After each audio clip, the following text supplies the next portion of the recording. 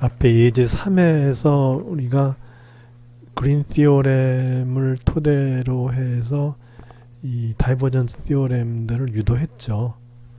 그래서 이제 2차원 그린 시오렘으로부터 우리가 2차원 다이버전스 시오렘을 이와 같이 유도를 했고, 그것을 발전시켜서 2차원을 3차원으로 발전시키니까는 이 면적이 이제 볼륨이 되는 거죠. 볼륨이 되고, 이거는 평면이었죠. 그죠? 플레인. 그 평면이 여기서는 이 볼륨을 둘러치는 이제 공면이 되는 거죠. 공면이 되고, 여기서는 이 볼륨 전체를 감싸야 되니까 이제 폐공면이 되죠. 그죠? 그래서 이제 이렇게 공면이 폐공면이기 때문에 이렇게 이제 이렇게 동그라미를 쳐준다 그랬죠. 그렇게 해서 이제 이쪽 2차원이 3차원이 됐고, 여기는 이제 1차원이 이제 2차원이 되죠. 이렇게 차원이 하나씩 높아지죠.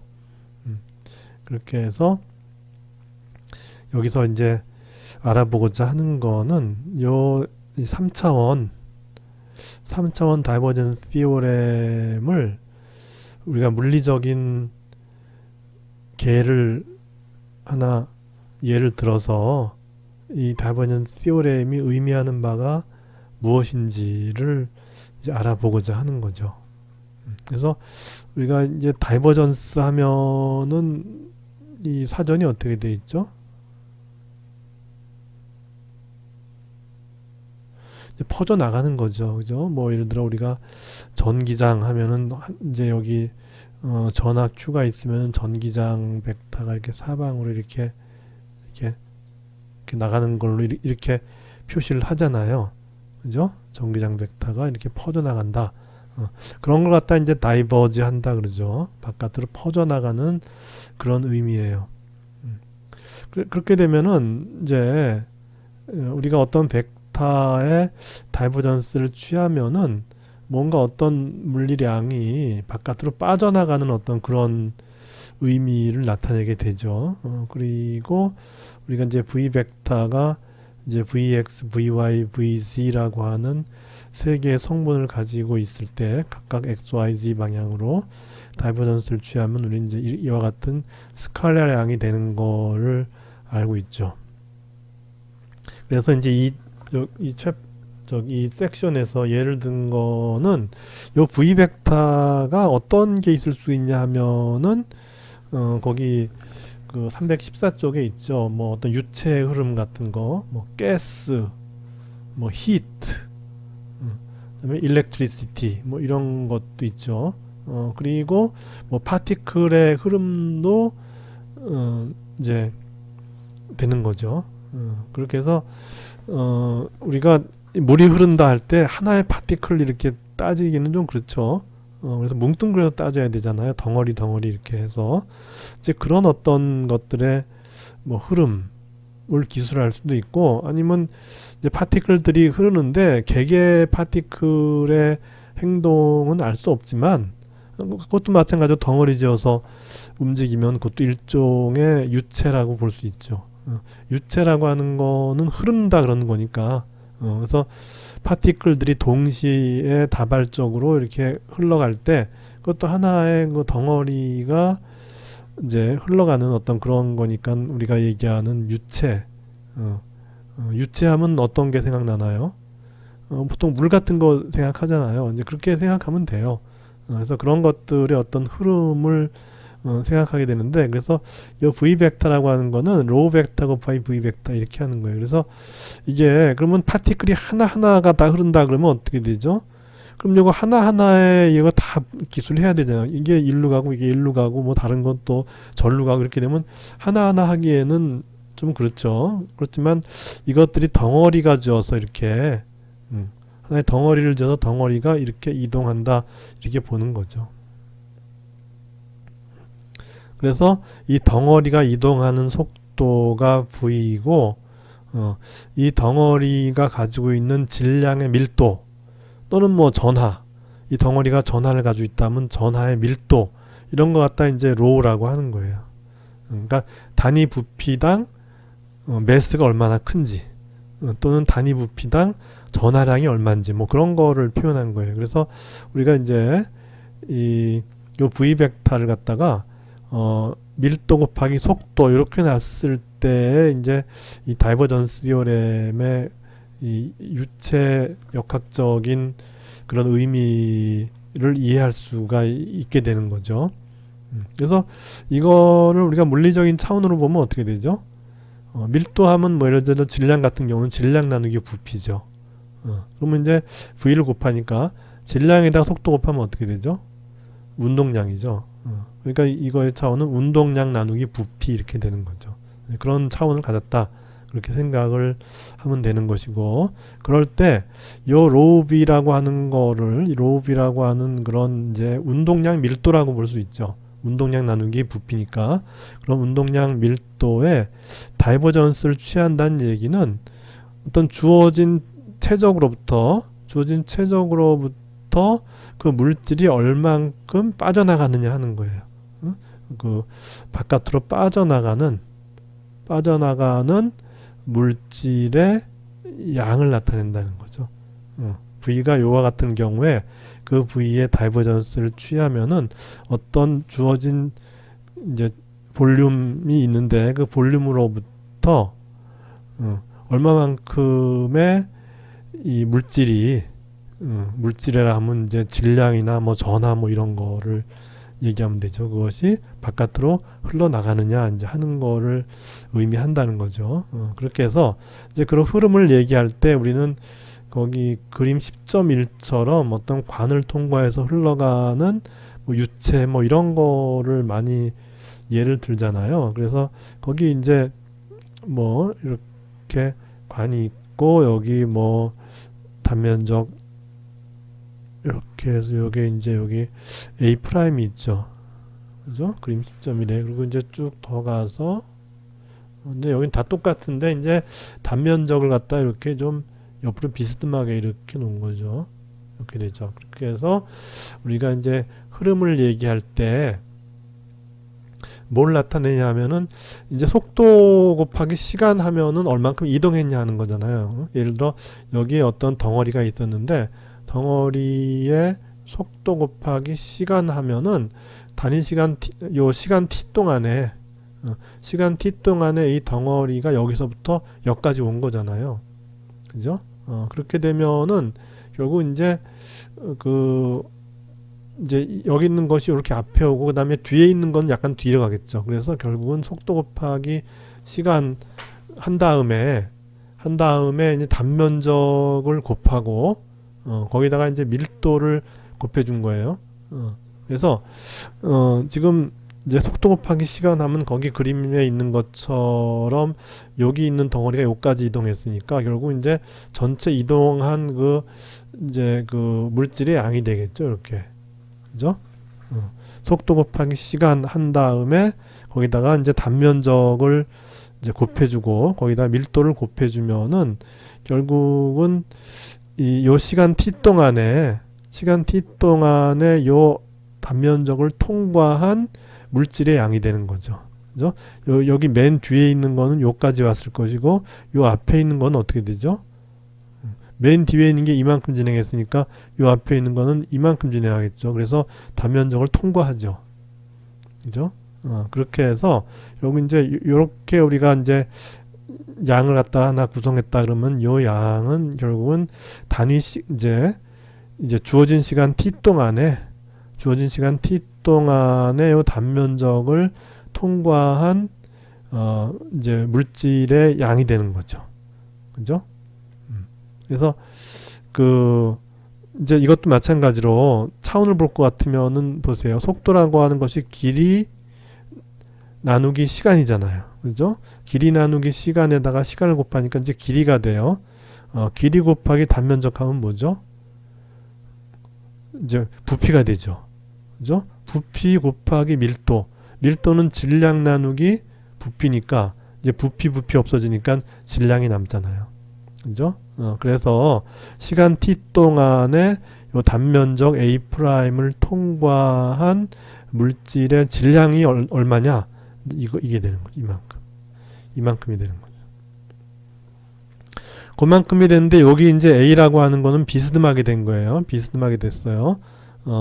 그렇게 해서 지금 이제 또 이제 그 다음에 해야 될 건 뭐냐면 요 A라고 하는 A라고 하는 그 단면적을 통과하는 양이 어떻게 되느냐 하는 건데, 이 A는 A'과는 달리 이 관에 대해서 이게 비스듬히 기울어 있어요. 이렇게 기울어서 여기서는 노멀 벡터가 이렇게 되지만은 여기서 노멀 벡터가 이렇게 돼요. 그죠? 이게 면적이 기울어져 있으니까. 그렇게 해서 이제 결국 이제 여기 있던 물들이 그대로 여기를 통과해야 되는 거니까, 그러려면은 이제 같은 시간 동안에 여기를 통과하는 양은 어떻게 되느냐, 이제 이렇게 된다는 거죠. 그래서 A'이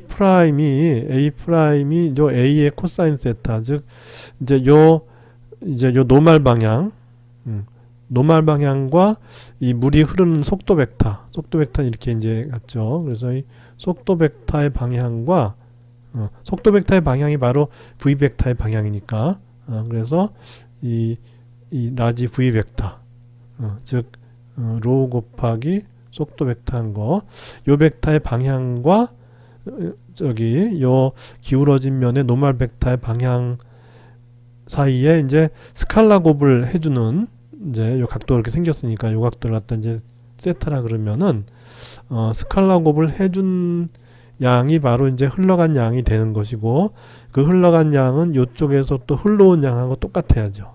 그죠? 그래서 요만큼이 흘러온 양이고, 흘러가는 양은 똑같이 이제 속도와 시간은 똑같을 거고, 밀도도 똑같을 거고, 요 면이 이제 이게 기울어져 있어 갖고, 이제 요 두 개가 같아지려면은 결국 이제 요 기울어진 면의 면적 곱하기 요 이제 면의 노멀한 벡터와 지금 이제 물이 흘러가는, 유체가 흘러가는 그 방향의 그 이제 속도 벡터, 또는 이제 우리가 속도 벡터 곱하기 밀도에서 나온 요 V 벡터 사이에 이제 만드는 각도를 곱해주면 되겠다는 거죠. 그렇게 해서 지금 보면은 결국 이제 요 A 프라임, 요 수직한 그 면적은 요 기울어진 면적 곱하기 요 이제 그 기울어진 면적의 노멀 벡터가 요 이제 이 수직 방향, 즉 아까 요 그 A 프라임의 수직한 그 유체가 흐르는 그 방향에 대해서 만드는 각도의 코사인을 곱해주면, 그러면 이제 흘러 들어왔던 물이 그대로 다 흘러나가는 그런 상황이 되는 것이고, 그렇게 해서 우리가 이제 단위 시간 동안에 단위 면적을 흘러나간 양은 어떻게 되느냐를 봅시다.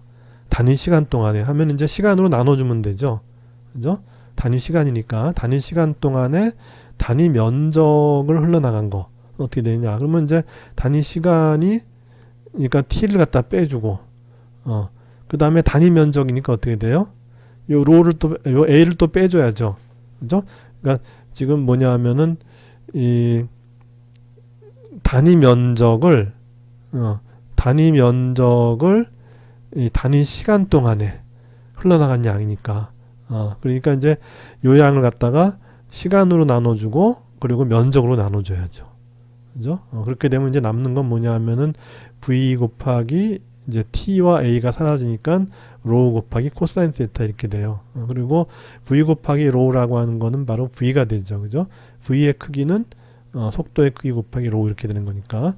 그래서 V 로우는 이제 V가 되고, V의 코사인 세타 이렇게 되고, V의 코사인 세타는 뭐였죠? 지금 아까 요 이제 흐름의 벡터 라지 V와 요 면적의 노멀 벡터 사이의 각도가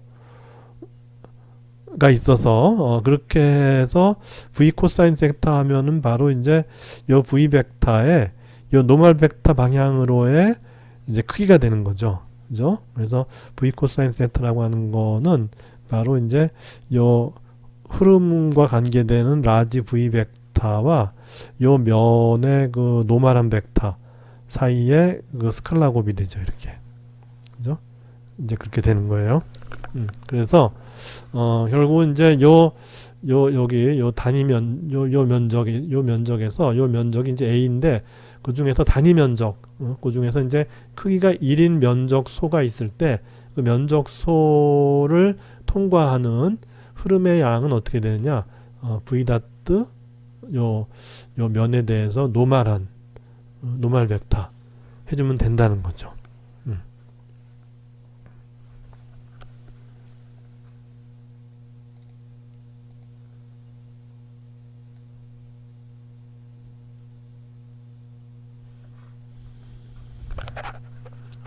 그래서 이제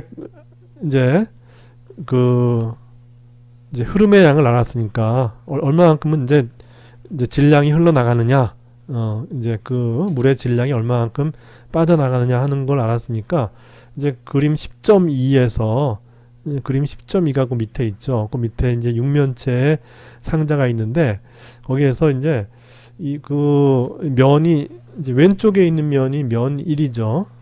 그리고 오른쪽에 있는 게 면 2예요. 그래서 그러면은 이제 그 X방향으로 흘러나간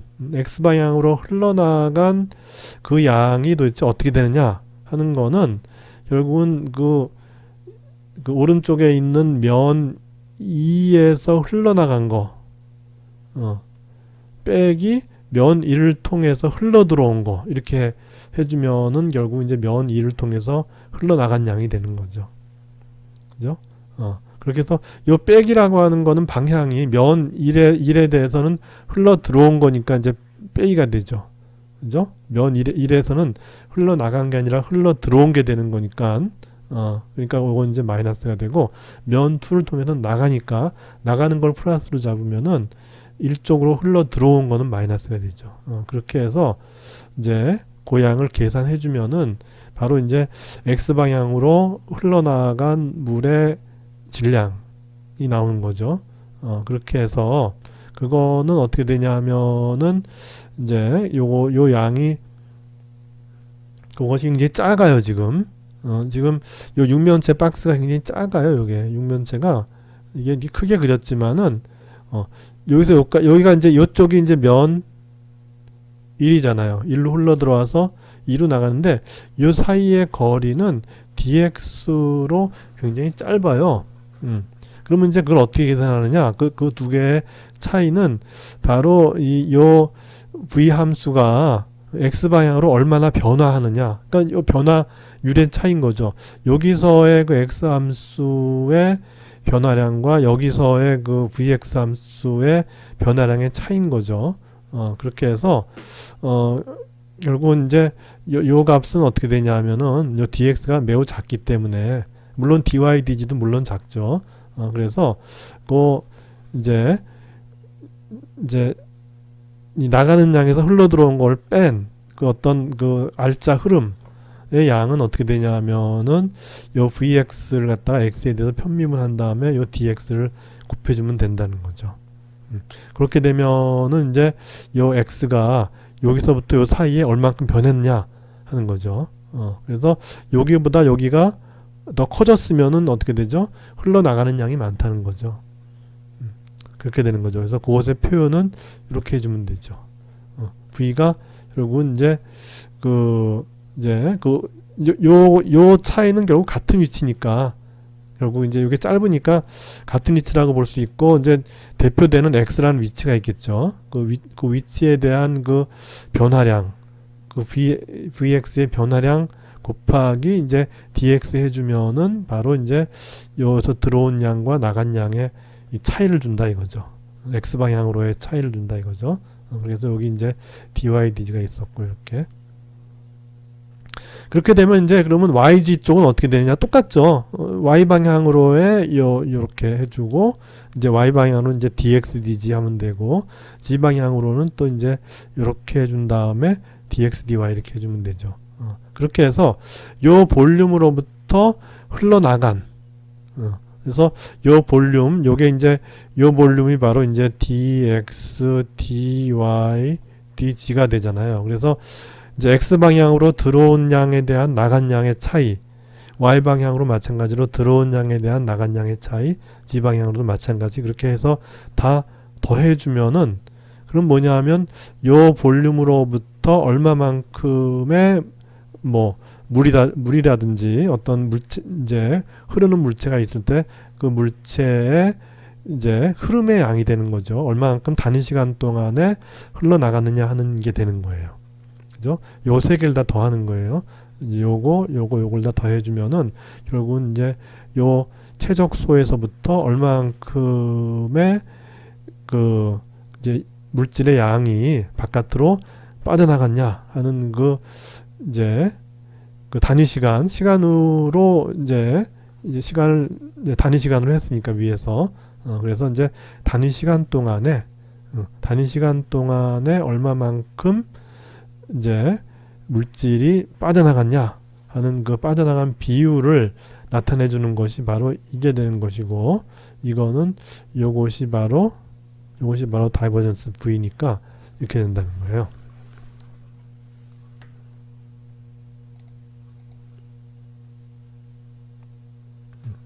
그렇게 해서 이제 그 양에 대해서 흘러나가는 양 얼마만큼 흘러나가느냐 하는 것이 다이버전스 V의 dx, dy, dg였으니까, 그러면 이제 일단 요 볼륨 내에서 이제 얼마만큼 물질이 이제 저기 늘어나느냐 줄어드느냐 하는 것의 그 어떤 척도는 어떻게 하면 될까요? 그러니까 지금 흘러나간 양이잖아요. 그죠? 여기 이제 이렇게 하면 요 양은 바깥으로 흘러나간 거예요. 그러니까 이제 마이너스 하면은 나갔으니까 없어진 거잖아요. 없어진 거니까 마이너스를 했어요. 그러면 이제 생기는 건 뭘까요? 뭐에 의해서 생길까요? 혹시 이 안에 이제 소스가 있어서 소스라고 하는 거는 우리가 수도꼭지를 생각하면 돼요. 그래서 이 안에 수도꼭지가 있어서 외부에서 물이 들어와요. 그러면 그거는 이제 매스가 생기는 거죠. 그리고 혹시 싱크가 있어서 이 안에 또 하수도가 있어서 물이 빠져나가면은 그거는 또 이제 마이너스가 되는 거죠. 그래서 요 풋사이라고 하는 거는 뭐냐 하면은 요 안에 있을 수 있는 모든 소스에서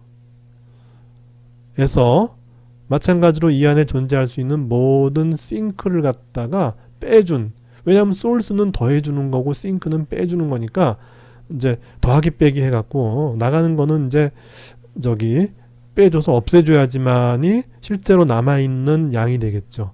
그래서 풋사이라고 하는 거는 이제 소스와 싱크의 그 밀도가 여기 이제 결국은 전체가 이제 밀도가 돼야 되는 거니까, 그죠? 밀도 곱하기 부피해서 이제 전체 양이 되는 거니까 단위 시간 동안에 흘러나가는 양이 되는 거니까 그렇게 해서 요 풋사이라고 하는 거는 결국은 이 내부에 있는 소스 또는 싱크의 그 밀도인데, 이제 소스 밀도에서 싱크 밀도를 빼주는 거죠. 왜냐하면 여기가 증가하는 게 플러스고 나가는 건 마이너스니까. 그죠? 그렇게 해서 소스는 플러스로 하고 싱크는 마이너스로 해서 이제 그걸 소스 마이너스 싱크 해서 이제 해준 양이 풋사이고, 그것은 이제 결국 이제 단위 최적당 몇 개가 있느냐 하는 그 밀도예요. 정확히 몇 개가 아니라 단위 최적당 몇 개냐 하는 거예요. 그렇게 된 거예요. 그래서 그것으로부터 이제 물이 얼만큼 단위 시간 동안에 얼마만큼의 양으로 들어오느냐. 그래서 rate of increase of mass. 그러니까 단위 시간 동안에 소스를 통해서, 즉 수도꼭지를 통해서 단위 시간 동안의 질량이 얼마만큼, 물의 양이 얼마만큼 이 안으로 들어오느냐 하는 거를 나타내는 거예요. 그러니까 이제 여기는 시간도 포함되는 거죠. 단위 시간 동안의 질량이 얼마만큼 들어오냐 하는 거예요. 그죠? 거기다가 그걸 갖다가 이제 이제 질량 밀도죠. 물론 여기 이제 밀도. 그러니까 단위 시간 동안에 이제 단위 부피당 얼마만큼의 질량이 들어오냐 하는 거죠. 그래서 그 단위 부피니까 분모가 되고 거기다 부피를 곱해주니까 결국 이제 질량이 되고, 다음에 이제 단위 시간이 있었으니까 그 단위 시간 동안에 얼마만큼의 질량이 이 안으로 들어오느냐 하는 이제 척도가 되는 거예요. 이거는 단위 시간 동안에 얼마만큼의 질량이 빠져나가느냐 하는 거죠. 그렇게 되면 이건 뭐냐면은 결국 뭐냐면 단위 시간 동안에 얼마만큼 밀도가 변화하느냐 하는 밀도의 변화율과 관계가 되겠죠. 이렇게.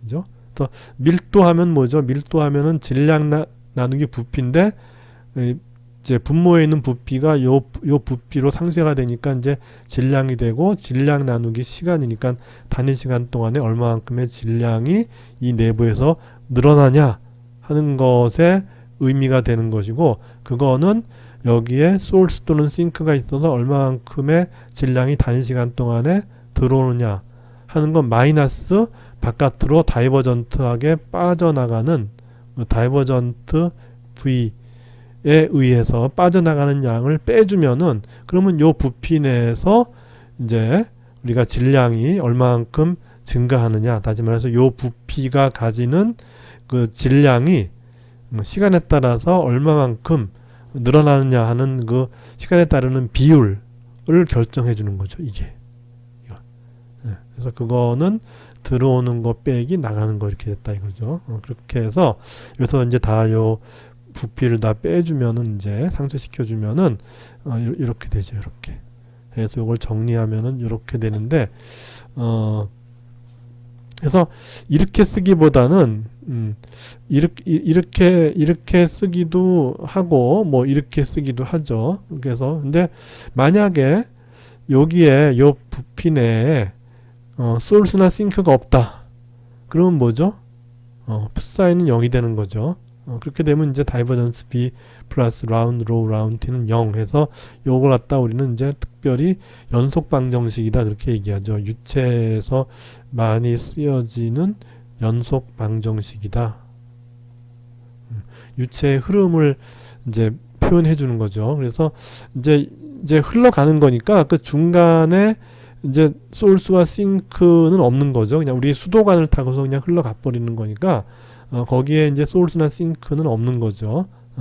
그런 경우에 이제 그 밀도 변화와 흐름과의 그 관계가 이제 이렇게 된다 하는 것이고 만약에 그러면 이제 여기서 여기 내에서의 그 단위 시간 동안의 질량이 얼만큼 늘어나느냐 하는 그 질량 변화가 없을 경우 즉 라운드 로우 라운드 T가 0인 경우는 바로 뭐냐면은 이제 이렇게 된다는 거예요. 이렇게 다이버전스 V는 4 이렇게 해서 이거는 전자기학에서 많이 써요.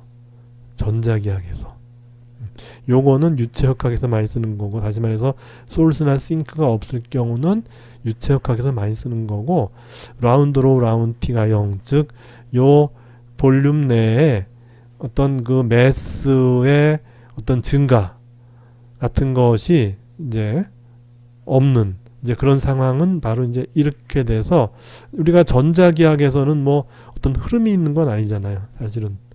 그죠?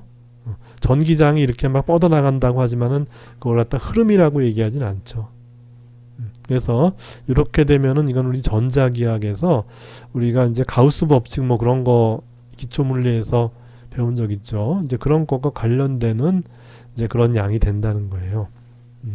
그래서 예를 들면은 이제 V가 이제 책에서는 다이렉트릭 디스플레이스먼트라 그랬죠. D인데 요 다이렉트릭 그 책에서는 일렉트릭 디스플레이스먼트라 그랬는데 책에서는 일렉트릭 D를 갖다가 저기 그 317쪽에 10.10 아래에 그 10.10에 이제 아래 세 번째 줄에 보면은 일렉트릭 디스플레이스먼트라고 했어요. 이 책에서는. 근데 전자기 책에서는 여기 다일을 많이 써요. 그러니까 이건 용어니까는 그거는 뭐 이제 사람끼리의 약속이니까 이렇게 써나 저렇게 쓰나 약속만 제대로 하면 이제 되는 거니까. 근데 이 최근에 전자기 책에서는 이거를 다이렉트릭 디스플레이스먼트라는 말을 많이 쓰지 일렉트릭 디스플레이스먼트라고는 잘 안 해요. 그래서 이제 나는 여기 다이라는 말을 썼어요. 근데 뭐 상관없어요. 그거는 나중에 전자기학 가서 다시 이제 이걸 확인을 하면 돼요. 그렇게 이제 우리가 쓰는 것이고, 그래서 일렉트릭 필드하고는 이제 이렇게 된 거죠. 그래서 일렉트릭 필드가 들어왔어요. 외부에서 일렉트릭 필드가 들어왔을 때 그 지역이 얼마만큼 일렉트릭 필드에 영향을 받느냐, 얼마만큼 디스플레이스가 되느냐 하는 거를 나타내는 것이 바로 벡터 D예요. 그래서 다이버전스 D 한 것이 풋사인데, 풋사인은 아까 뭐였죠? 소스와 싱크의 밀도였어요. 그죠? 소스와 싱크의 밀도예요. 그래서 이 풋사이라고 하는 거는 결국은 이제 전자기학이니까 이제 전기니까, 전기의 가우스 법칙이니까 전하와 관계가 있겠죠. 그래서 이거는 이제 전하 밀도가 돼요. 이제 전자기학에서는 이 풋사이는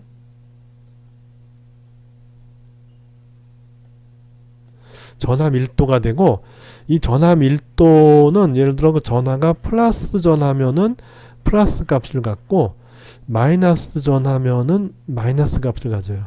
그게 이제 부호를 정해줘요. 왜냐하면 여기서도 마찬가지로 소스면은 플러스고 싱크면은 마이너스 해 갖고서 결국 이제 두 개에서 하나를 상쇄시켜주고 남은 게 풋사이였으니까, 얘도 마찬가지로 이제 이 플러스 전하가 있으면은 이제 밀도가 플러스 값을 가지는 것이고, 마이너스 전하가 있으면 밀도가 마이너스 값을 가지는 것이 돼서 결국 이제 그것들이 섞여 있을 경우에는 그것들을 플러스 마이너스 한 네트 알짜 밀도를 써주면 돼요.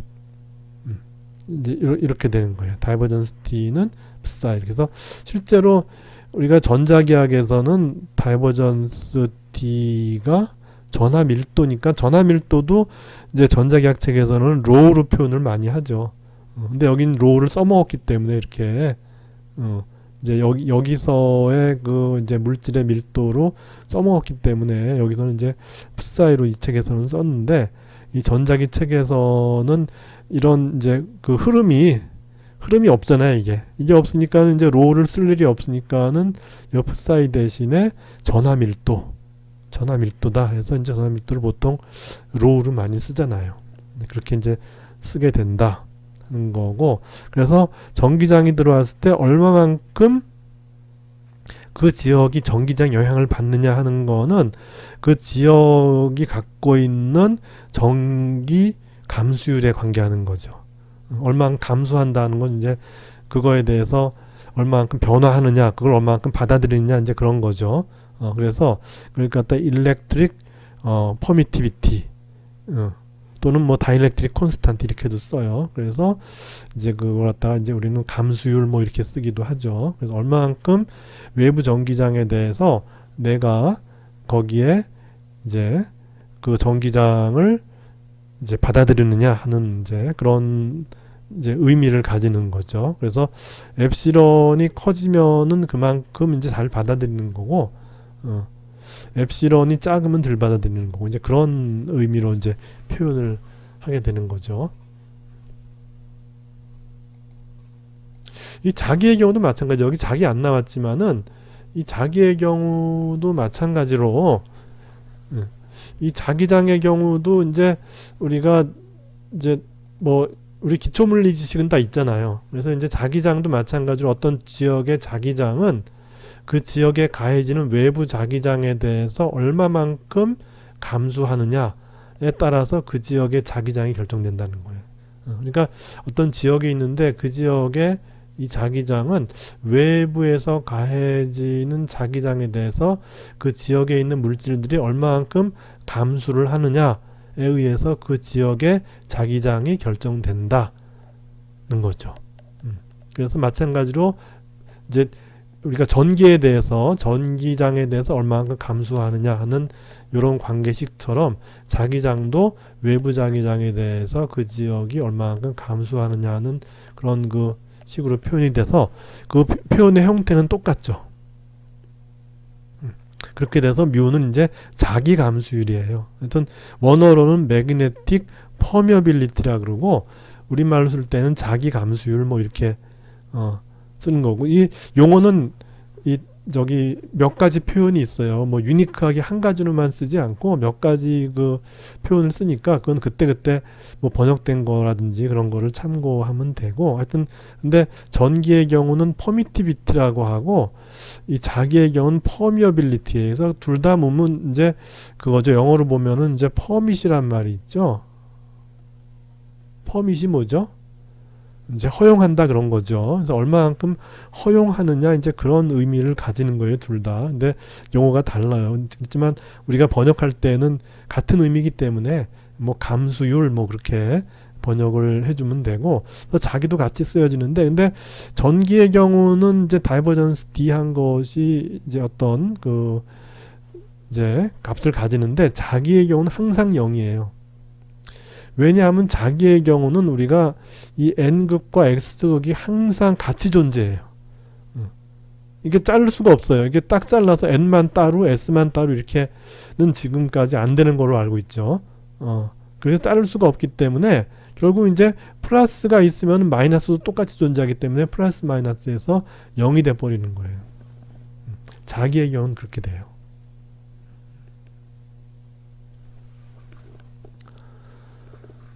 그리고 그렇게 해서 이제 우리가 이제 여기서 이제 앞에 했던 다이버전스 시오렘을 정리할 이제 단계가 됐는데, 그렇게 해서 이제 우리가 이렇게 그 이제 요런 양에다가 이제 얼마만큼 흘러가느냐 하는 양에다가 단면적을 곱해주면은 우리는 플럭스라 그래요. 플럭스도 마찬가지로 우리가 번역하면 뭐 흐름 뭐 그런 거죠. 그죠?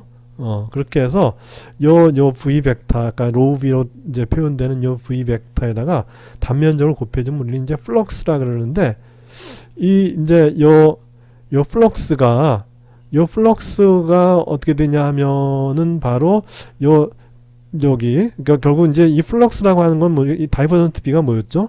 이게 어떤 볼륨으로부터 흘러나가는 거였잖아요. 그죠? 그래서 플럭스라고 하는 그 의미 자체가 흘러나가는 의미였으니까, 그래서 그 어떤 그 이제 어떤 최적이 있으면은 그 최적에서부터 이제 흘러나가는 요 플럭스 요거는 뭐냐면 최적을 둘러치는 요 이제 면적이 있겠죠. 요 폐곡면이에요. 이것도 폐곡면에 대해서 요 v.n 요거 한 것이 바로 플럭스니까 요거를 한 거와 같다는 거죠.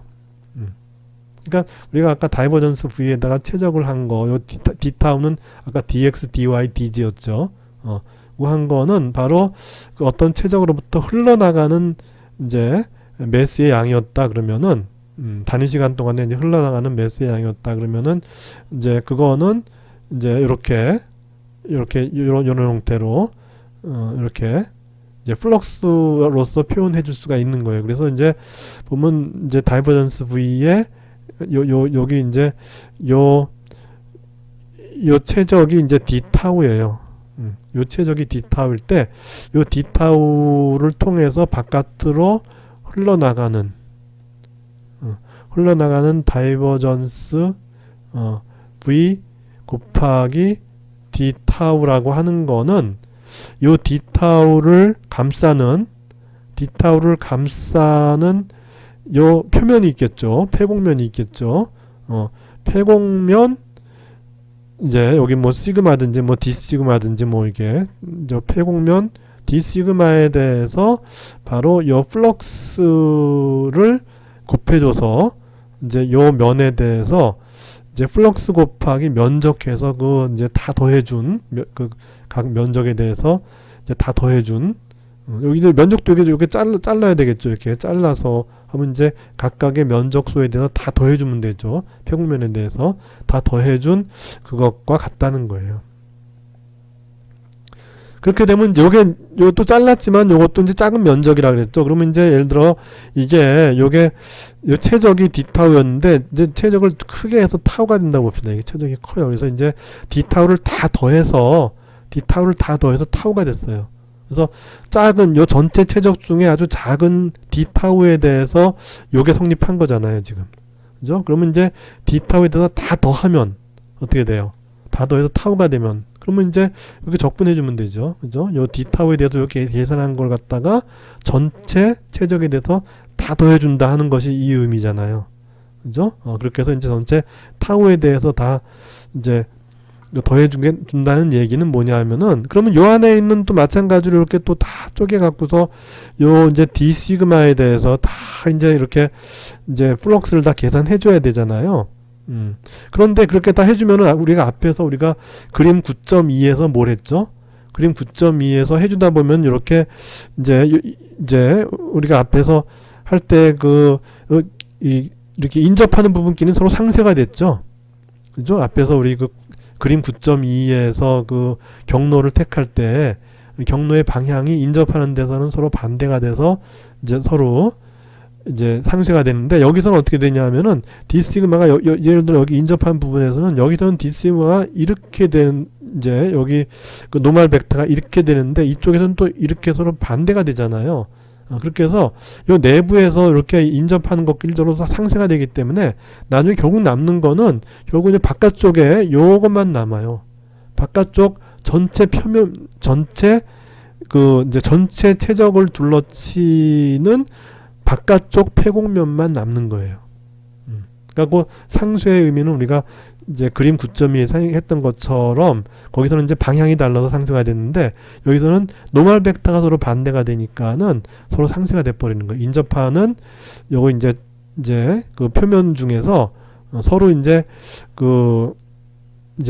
이 노멀 벡터가 서로 반대이기 때문에 인접하는 그 D 시그마에서 그 인접하는 면끼리 다 상쇄가 되고, 남는 거는 결국 여기도 마찬가지로 이렇게 두 개가 있다 그러면은 결국 이제 요 인접한 것끼리 다 상쇄가 되고, 남는 거는 요 바깥쪽에 바깥쪽 이제 표면을 이제 바깥쪽 표면에 기여하는 요 부분만 다 살아남는 거예요.